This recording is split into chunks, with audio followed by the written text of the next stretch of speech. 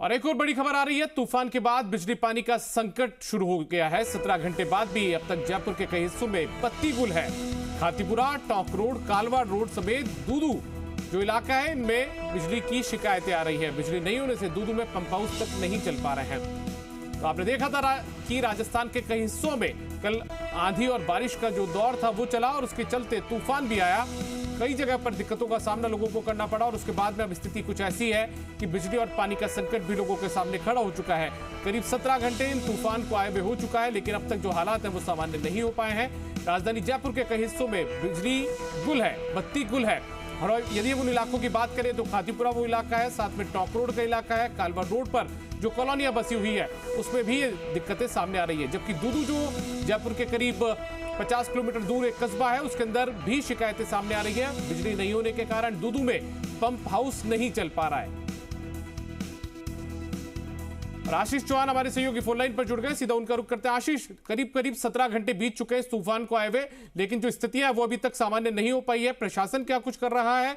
और दूसरा, ऐसी कौन सी कॉलोनी है जो बिजली और पानी से महरूम है अभी?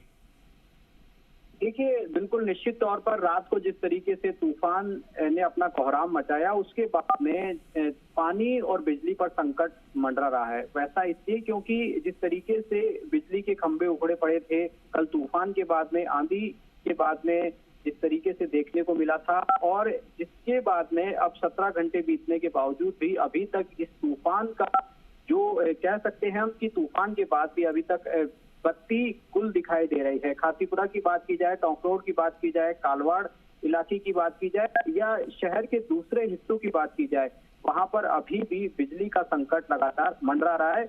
कहीं यहाँ के कई इलाकों में जिस तरीके से कई घरों से इस तरह की शिकायतें आ रही है। दूसरी तरफ मैं दूदू की बात करूं तो दूदू में 50 घंटे से बिजली बत्ती गुल है, जिसके बाद में ना वहां पर पंप हाउस चल पा रहे हैं, जिससे पेयजल व्यवस्था है वो भी पूरी तरीके से चरमरा गई है।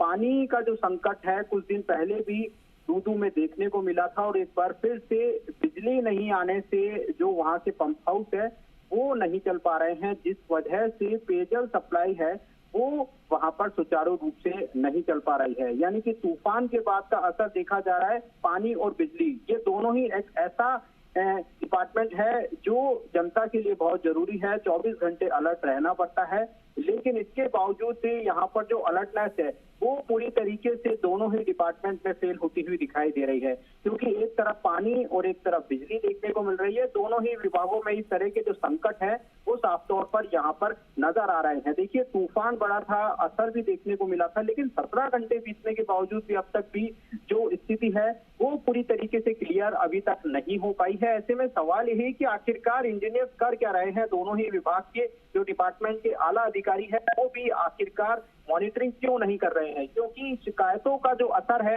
वो साफ तौर पर यहाँ पर दिखाई दे रहा है, और कंट्रोल रूम में भी इस तरह की जो शिकायतें आती है उसका तुरंत समाधान निश्चित तौर पर देखने को मिलता है।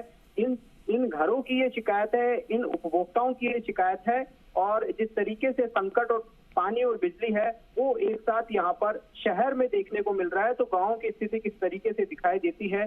क्योंकि यदि शहर में इस तरह के हालात है तो गांव में जाएंगे तो कहीं ना कहीं हमें और भी ज्यादा स्थिति और खराब देखने को मिलेगी। जी चलिए आशीष, बहुत बहुत शुक्रिया आपका इस तमाम जानकारी के लिए। तो बिजली और पानी जैसी समस्याएं जो है वो उससे लोग अब परेशान है, महरूम है।